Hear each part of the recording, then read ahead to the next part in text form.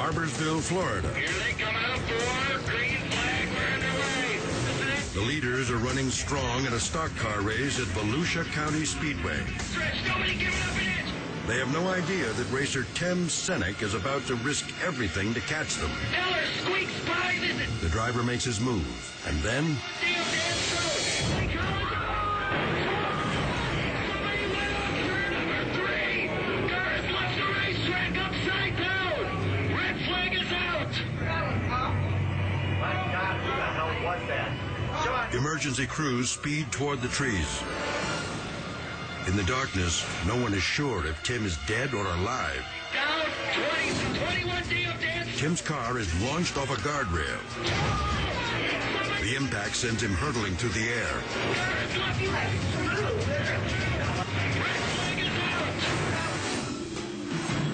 Rescuers find the wrecked car in the woods, but they can't find Tim beneath the mangled stock car.